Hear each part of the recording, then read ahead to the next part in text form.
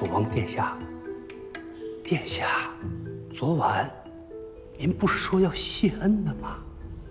楚王是在宗正寺待得太久，连宫规都忘了吧？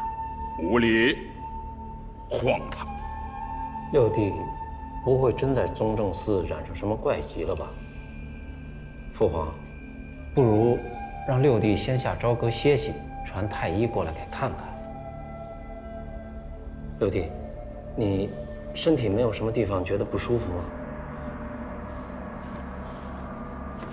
太子哥哥，真的是兄弟情深，降煞成立了。惶恐，罪臣罪不可恕，不敢，也不配在承明殿上，在父皇面前妄言。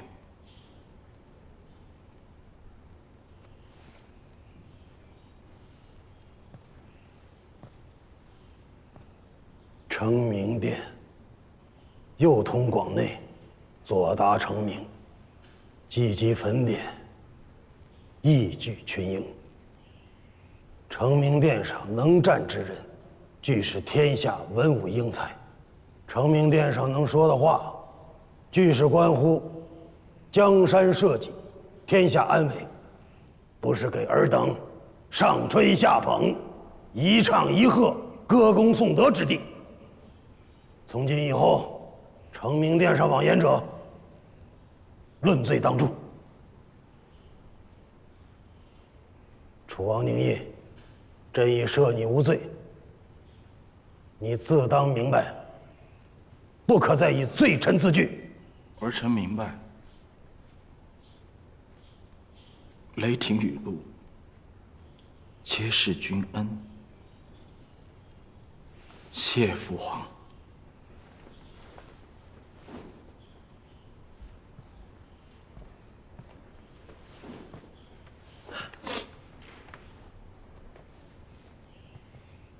楚王此次捐锦赈灾有功，朕要好好嘉奖。说吧，想要何等恩赏？父皇，宗正寺有个狱卒叫霍老三，可以赏给儿臣吗？狱卒？霍老三织得一手好蜀锦，当狱卒真的是太可惜了。好，楚王这是有功不邀赏。好，楚王如今既已回朝，还需慢慢理解朝堂之事。朕思量，莫不如迁去清明书院，跟随辛爱卿，为朕选拔能才吧。启禀陛下，臣以为不妥。选拔人才乃朝之大事，莫说是楚王，甫出宗正寺，对我朝吏治是一无所知。即使是自承明殿设立之日，一直站在这里的老臣，也不敢在新院首选拔人才的事情上擅自智慧。常都督所言极是，祈请陛下收回成命。祈请陛下三思。祈请陛下三思。辛子嫣，你说。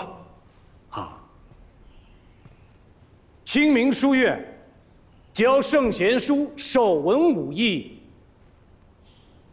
最讲究的不过还是2个字：忠孝。陛下立国之时曾颁令天下，皇子无诏不得私自离京，更不得与驻军将领暗通款曲。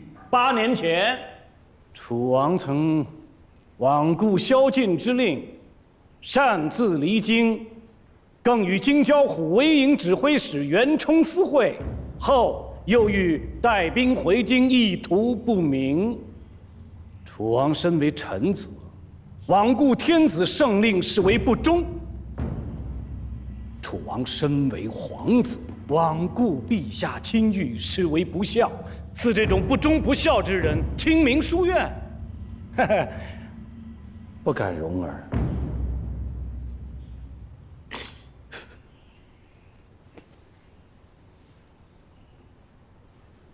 父皇，儿臣只想下半生知蜀锦为生，还请父皇成全。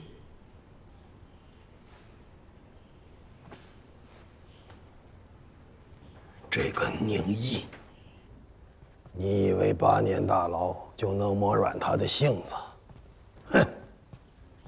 他就是一根钉子，放在哪里都能扎出血来。朕只是怕放不好，倒扎了朕的手。陛下乃天纵之才，小小楚王怎么敢呢？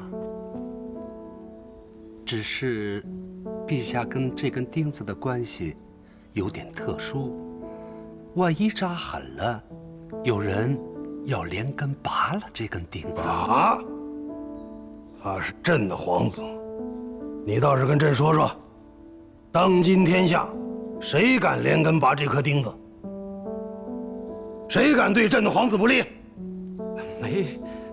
没人敢。老奴胡说八道呢。你不敢说，朕替你说。当今这天下是姓了宁，可是成明殿都快姓常了。常还仗着自己是太子的舅舅，有什么事他不敢的？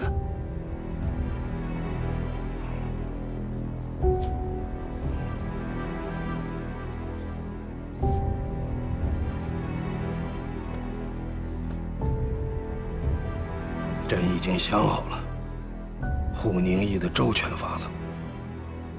陛下的意思是？邱家。邱家？这邱都督是以常都督马首是瞻呐。那是因为邱尚奇缺一个皇子，现在朕就送他一个。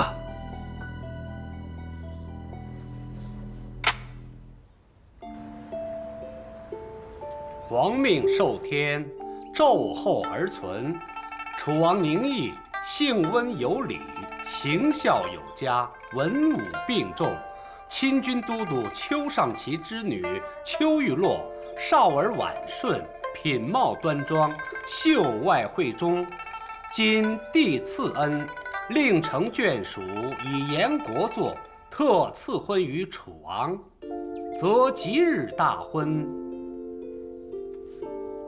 恭喜楚王，贺喜楚王！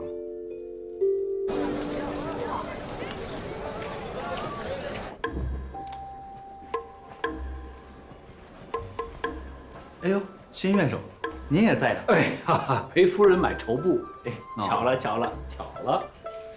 夫人呐，这太子每月都送给我们各地进贡的绸布，随你挑来，随你选，为何非要到这个鄙陋之地？这宫中之物，岂是民间凡物能比？你懂什么？现如今这天上重臣家的夫人跟小姐，哪一个不得有一件半件楚王亲手织的蜀锦？我这不是给你挣面子吗？我可打听好了啊，只有这家绸布庄还剩几匹蜀锦。丁家哥哥，把你家的蜀锦全拿出来，大花我今天全要了。好的，夫人。贵为一名皇子，给妇人织布裁衣，不失体统吗？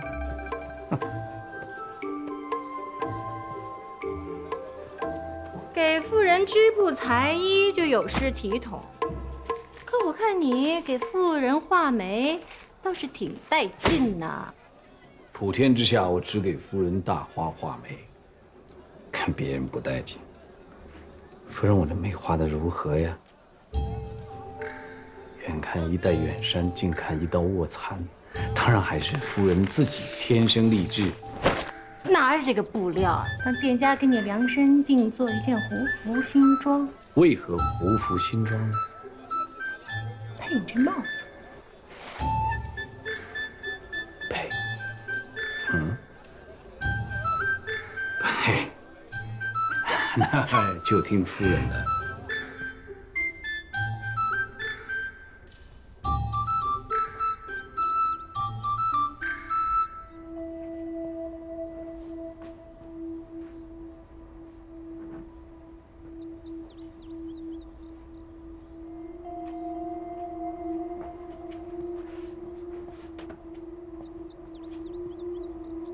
抬手。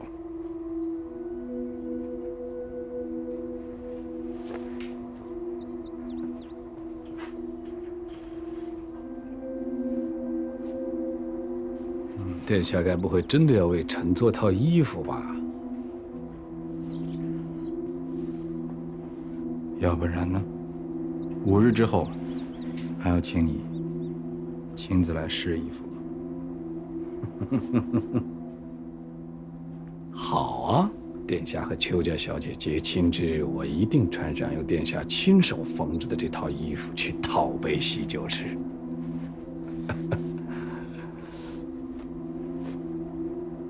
这婚结不得。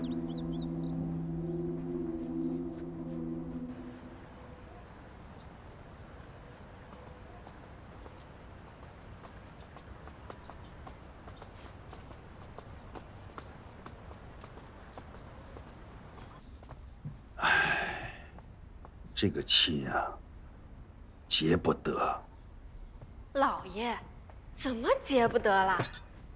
这玉落小娘子要是嫁给了皇子，那老爷跟陛下不就成亲家了吗？这可是天大的好事儿啊！你懂什么？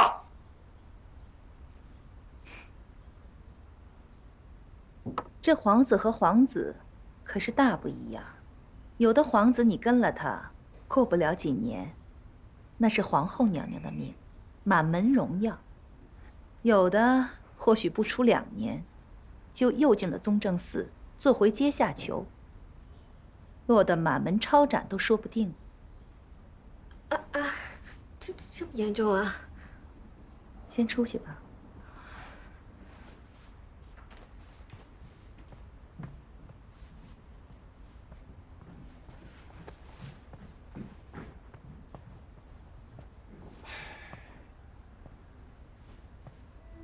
陛下，这是逼着我们邱家反常家呀！老爷，何出此言呀？楚王当年是怎么进的宗正寺？3皇子是怎么死的？我虽然不知真相，却揣摩出一二。有些人手上沾的血太多了，只怕那些冤魂找上门来。楚王就是当年常家斩草没有除根，今天这个根又要冒芽了。殿下所忧虑的不无道理。邱尚奇那只老狐狸信不得。可是陛下已经颁旨，要想推翻，得容臣想想。我们不用想办法，着急的应该是邱尚奇。谁愿意把自己的亲生女儿嫁给我这么一个朝不保夕的皇子嘞？如果我们邱家和楚王联姻，无论我们邱家今后做什么，常家万都容不下了。常家在宫中根深蒂固啊！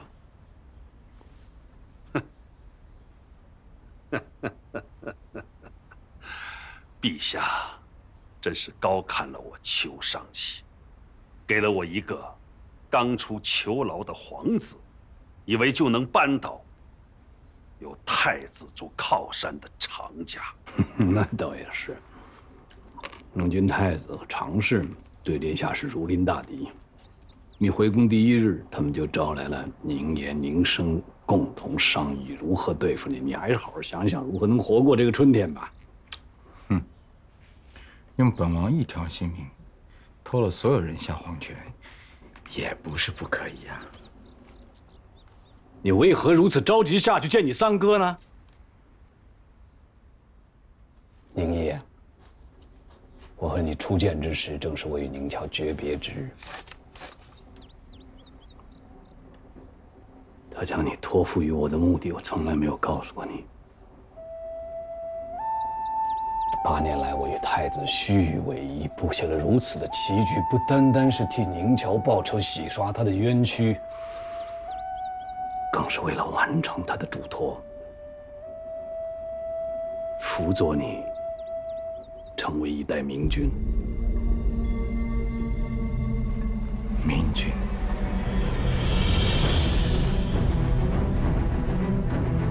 本朝最该成为明君之人，真是我那沉冤不得雪的三哥宁巧。他一身仁义，视百姓如子民，却落得个谋逆的污名，生生赔上性命。那些构陷他的人呢，依然高高在上，依然蝇营狗苟。若这天下不能扫清这等蛀虫，不能令天下仁义之辈自由地行走在阳光下，谈何明君？子燕兄，又何来明君？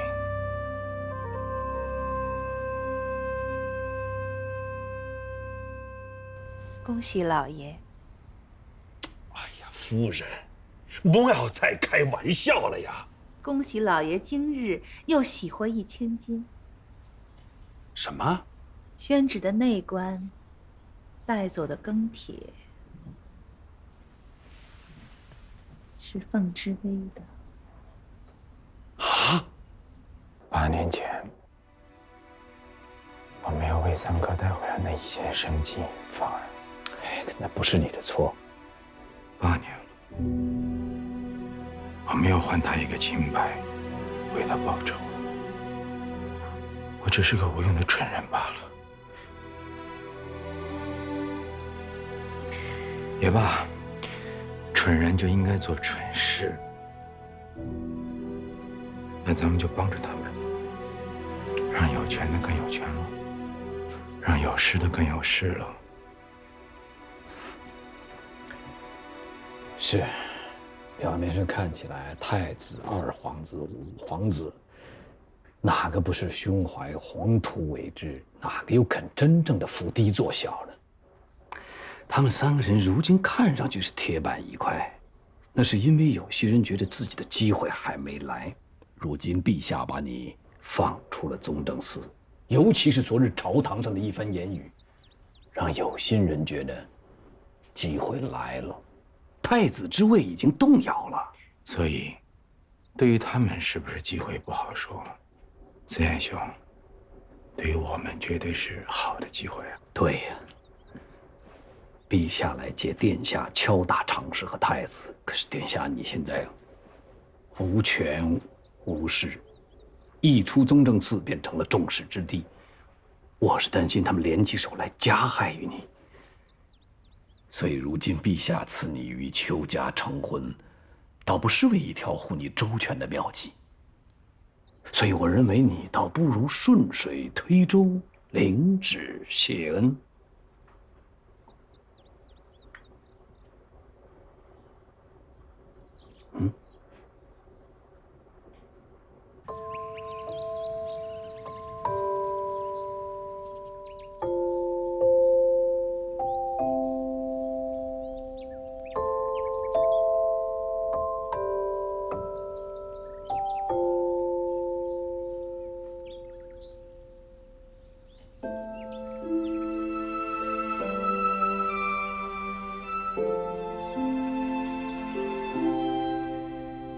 志威啊，从今天开始，你就不要再去宗夫子的私塾读书了。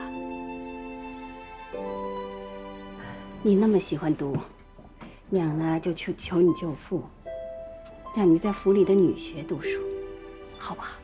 干嘛要花这冤枉钱啊？反正封号懒得读，正好我替他读。再说了，那个舅父一向看低娘，我可不向娘开口相求，受委屈。娘是怕你啊，一个女孩子家成天的往外跑，让外人知道了，恐怕坏了你女孩子家的名声。对了，宗先生在私塾有没有跟你说起过什么？阿娘，我这都在私塾混了好几年了，怎么突然开始关心起我读书了？你已经18岁了。哟，小娘子好。五姨娘，你今儿吃错什么药了？不要乱说话，没大没小。哎，不，小娘子没有乱说话，我就是吃错药了。小娘子明察秋毫，天赋异禀，机智可爱，蕙质类。别，五姨娘，您还是别夸我了，我宁愿您跟之前一样骂我，我反倒还舒服点儿。啊，来，把东西放桌子上。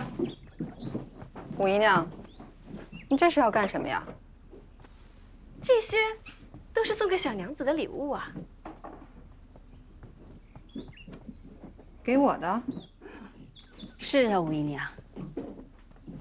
是府里最近出了什么事吗？我听几个侍女说，今天有宫中的内侍官来过，是跟此事有关吗？姑太太，我只是一个小小的姨娘，话不能乱说。对了，夫人有请二位，二位赶紧去吧。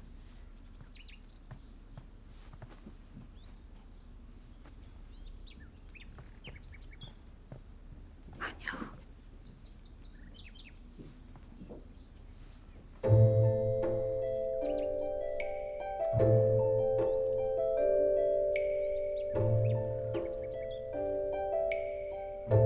阿娘，你说这能卖多少钱啊？女儿看着很是有些贵重的。还有这些，估摸着能换一个大宅院了吧？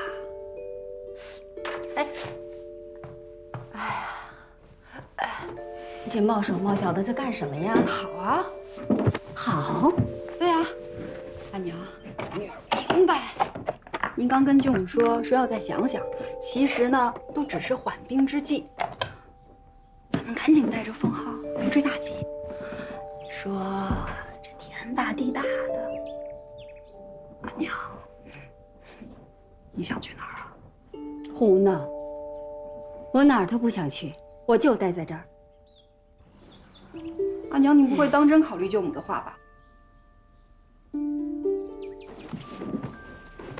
我不做，我不要做什么秋玉了，我也不要嫁进什么楚王府。不知轻重，说出这样的话是要杀头的。明明是舅父他们不知轻重。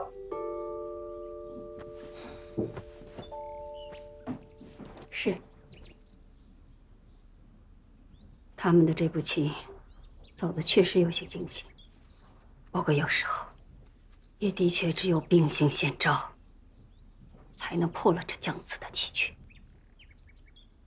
将死的棋局？阿娘，我怎么听您这话，像是话里有话呢？阿娘，如今女儿已经年满18，你要是有什么心事，可以跟女儿说了。